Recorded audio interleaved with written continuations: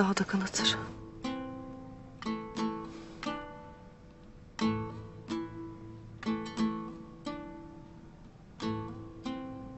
Başka ne sırrın var Gökçe?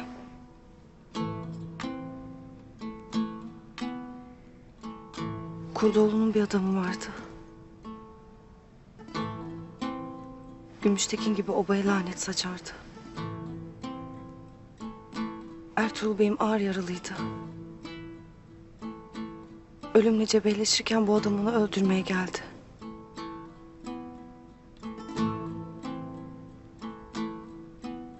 Ben de oradaydım.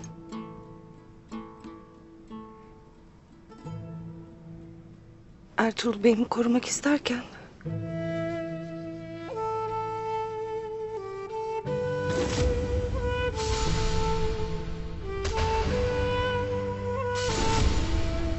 hançeriyle beni ağır yaraladı.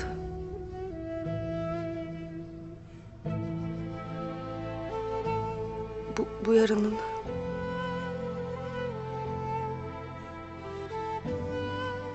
benden kadınlığımı almasından korkarım beyim. Sana bir evlat verememekten...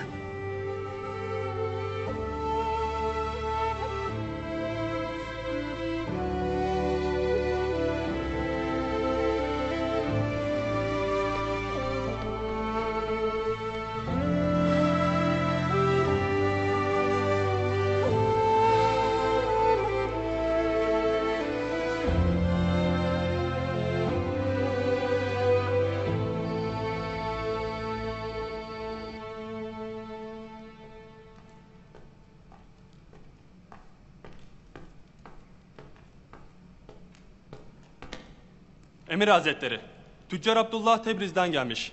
Size mühim haberleri varmış. Tüccar Abdullah mı?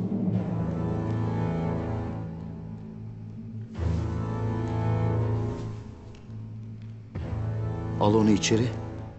Ama üstünü iyice ara. Üzerinde pusat namına tek şey bırakma, hadi. Emredersiniz Emir Hazretleri.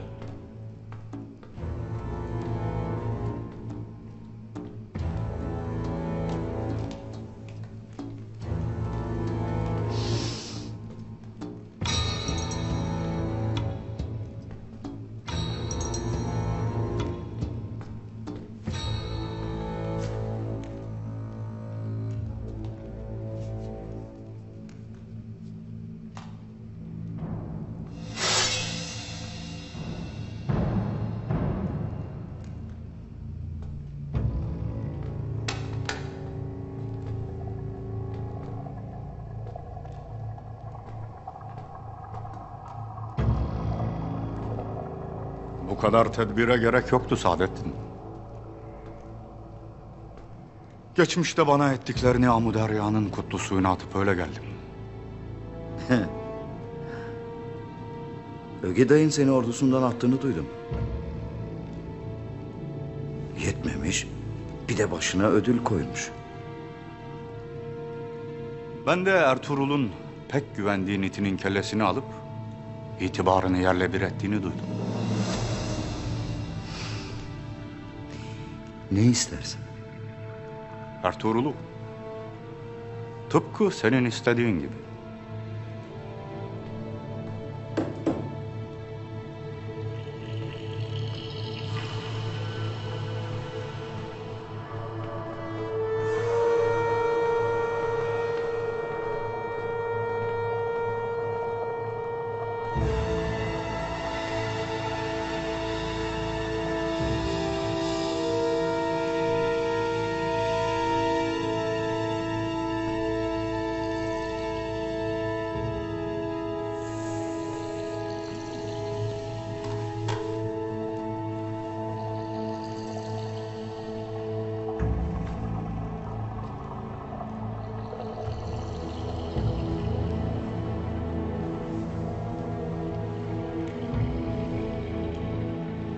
Seni öldürmemden korkmaz mısın?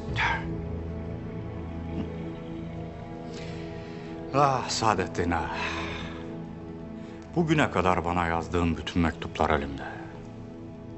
O mektupları sultanın görürse ne olur dersin?